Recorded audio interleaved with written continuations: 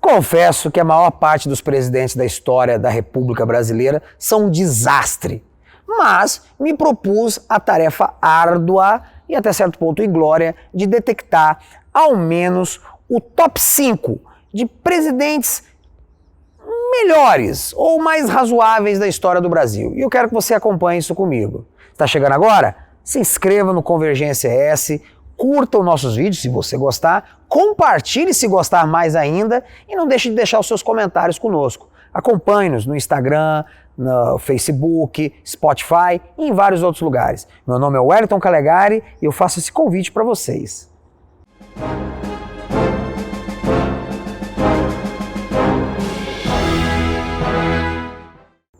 Olá meus amigos, aqui quem fala é o Wellington Calegari e eu me propus a fazer esse vídeo com esforço. 5 melhores presidentes da história do Brasil. Na verdade não é nem os 5 melhores, são os únicos 5 presidentes que eu considero que têm um legado bacana. Eu vou colocar aqui numa determinada ordem, mas não necessariamente é uma ordem crescente, ou melhor ou pior. São 5 presidentes que eu acredito que deixaram um legado positivo em nossa história republicana. Claro, quem me conhece sabe, eu vou fazer um vídeo em breve sobre isso, que eu considero a proclamação da República um grave erro que aconteceu no Brasil. O Brasil vinha numa trilha de desenvolvimento, mal ou bem, e estava evoluindo dentro do sistema monárquico do Império, e a República interrompeu esse desenvolvimento, essa evolução meio que natural.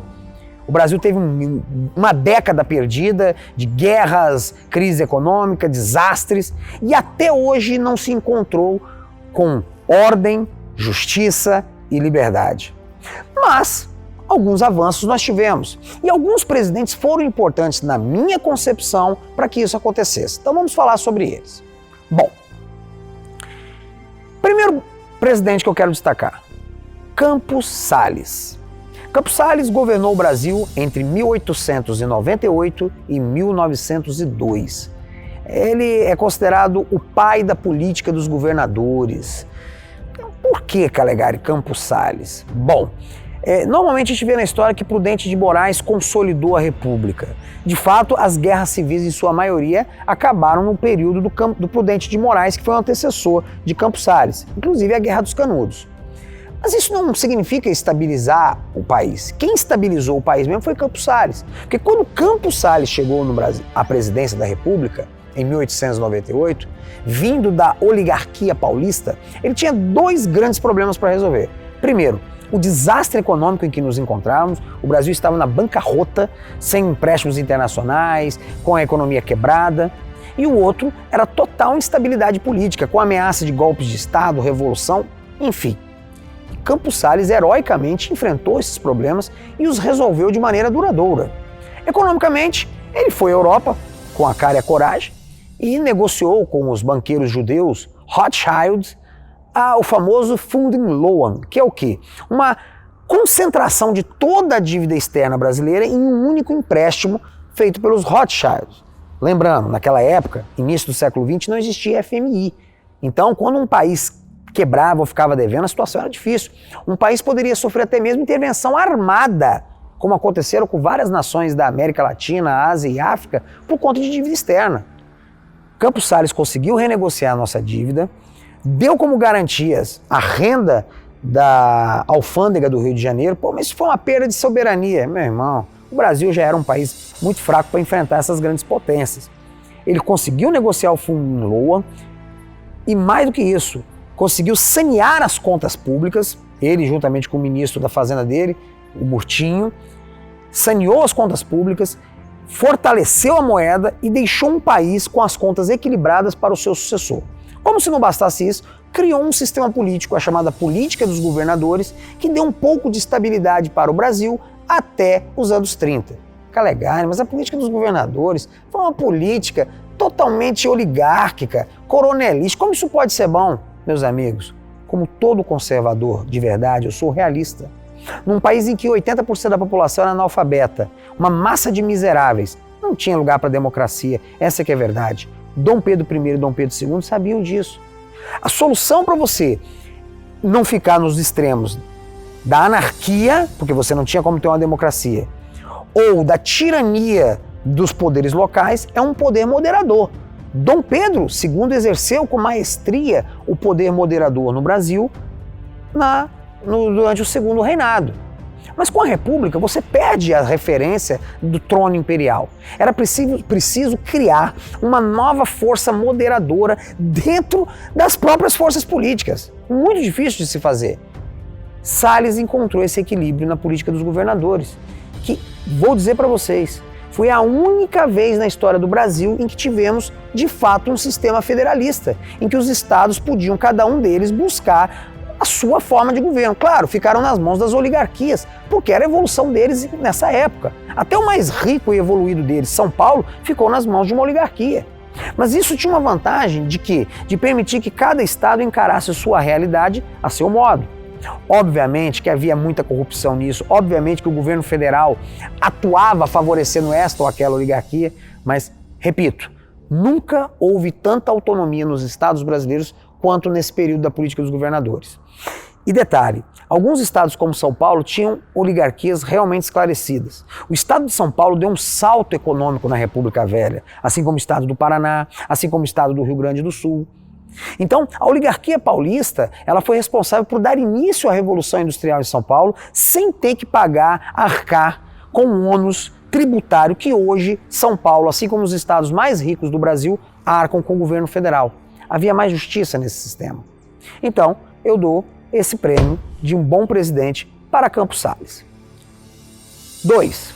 O segundo presidente que eu considero de grande consideração é o sucessor de Campos Salles, Rodrigues Alves. Caramba, Gargá, só está indo lá atrás. Sim, e tenho predileção pelos paulistas. Por quê? Os paulistas tinham uma maneira liberal de encarar a economia. Não que eu seja liberal, mas eu defendo o livre mercado. Eles se recusavam a fazer interferências demagógicas na economia. Quando os cafeicultores, e olha que São Paulo era o maior estado cafeicultor do Brasil, exigiram que o governo federal de Campos Salles incorporasse o tal convênio de Taubaté para comprar o café excedente, para dar lucro para eles, e ao mesmo tempo prejuízo aos cofres públicos, e mantendo a superprodução de café, Rodrigues Alves se negou, não assumiu o convênio de Taubaté, contrariando os interesses dos fazendeiros paulistas. Isso é coragem. Mas o que eu realmente admiro em Rodrigues Alves foi o fato de ele saber o momento em que ele estava. Isso é uma coisa de conservador. Se Campos Salles viveu um momento de agruras em que ele tinha 2 gigantescos problemas para resolver e teve que apertar os cintos de forma dura, diga-se de passagem, Rodrigues Alves entendeu que estávamos numa nova época, numa época em que os cofres públicos estavam mais folgados e que o Brasil necessitava urgentemente de investimentos. Ele foi o primeiro presidente investidor da nossa história. Ele remodelou a nossa capital federal, transformou o Rio de Janeiro de um esgoto a céu aberto que era em uma cidade de nível internacional, belíssima, digna de receber companhias de teatro e atrações do mundo inteiro. Ele também foi o presidente que pela primeira vez encarou o problema da saúde pública. Ele patrocinou Oswaldo Cruz e foi o criador do Instituto da Fundação de Manguinhos, a FAR Manguinhos, e por meio de campanhas de vacinação, campanhas de higienização, campanhas de saneamento básico, derrubou a malária e a febre amarela em vários lugares do Brasil.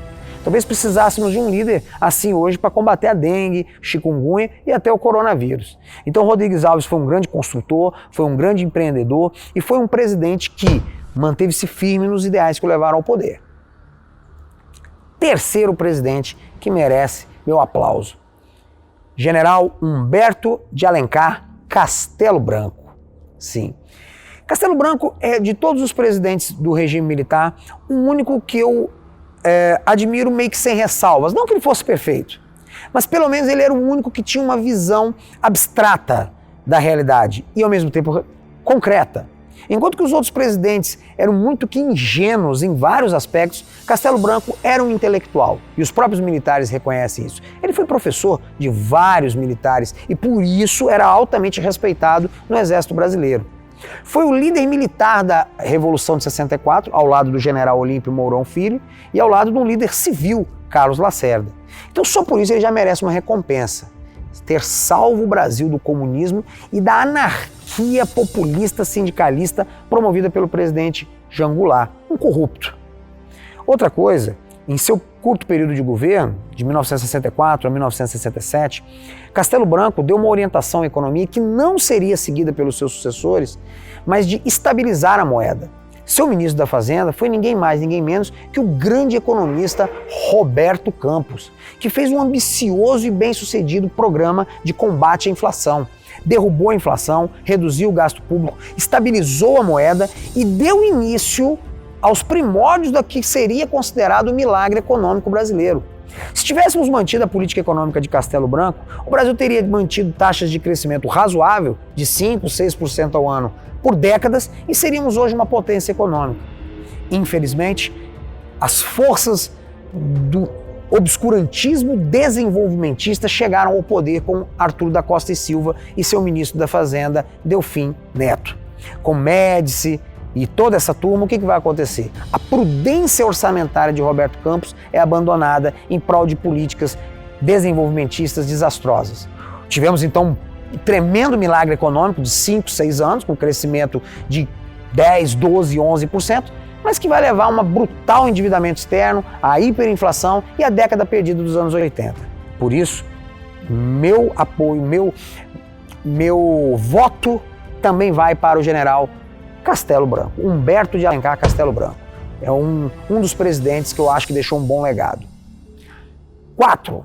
O quarto presidente que eu admiro, que eu considero que deixou um legado positivo no Brasil, é outro general, General Eurico Gaspar Dutra.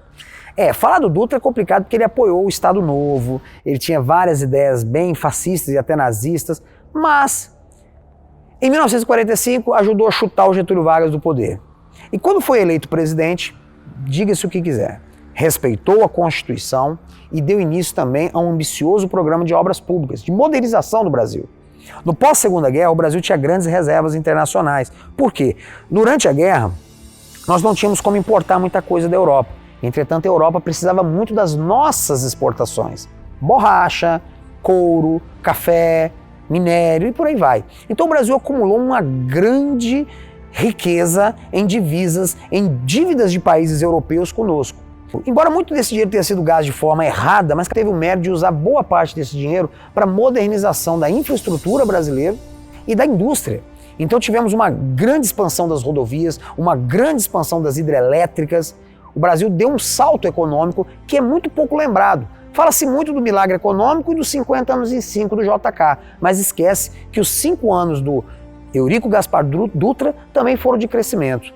Também foi um presidente que combateu duramente o comunismo, colocou o Partido Comunista Brasileiro fora da lei e atuou para a cassação dos mandatos de pessoas como Luiz Carlos Prestes, Jorge Amado e outros que mereciam, pois o Partido Comunista era braço da Internacional Comunista. E por fim, vou ao quinto e último presidente que eu dou o meu aval. Esse presidente é um presidente mais polêmico, porque ele foi derrubado. E quando você é derrubado, não deixa de ser um insucesso. Estou falando do paulista, na verdade, do carioca, do Fluminense, o Washington Luiz, o paulista de Macaé. Ele nasceu na cidade de Macaé, no Rio de Janeiro, mas fez toda a carreira dele em São Paulo. O Washington Luiz era um homem zarrão, altão, 1,90 m quase de altura. Tinha um tom meio autoritário, mas foi um grande governador de São Paulo, um grande chefe de polícia, foi o criador do sistema de investigação científica aqui no Brasil, ele trouxe isso para o Brasil e como presidente patrocinou um período de grande prosperidade que pouco lembrado, as pessoas só lembram da crise de 29 e da Revolução de 30, mas esquecem que durante a maior parte do governo Washington Luiz, a economia brasileira estava num bom crescimento. Vou falar disso em um outro vídeo, em outro momento. E o Washington Luiz soube conduzir isso. Também se recusou a ceder às pressões demagógicas e populistas dos fazendeiros de café que queriam o quê? Que ele comprasse a superprodução cafeeira com dinheiro público, para que eles não tivessem prejuízo. Também lutou contra o protecionismo, pois sabia que o protecionismo só serve para uma coisa, para encarecer os produtos para nós, consumidores, em prol de meia dúzia de industriais. Continue nos assistindo, aqui é o Wellington Calegari, no Convergência ES.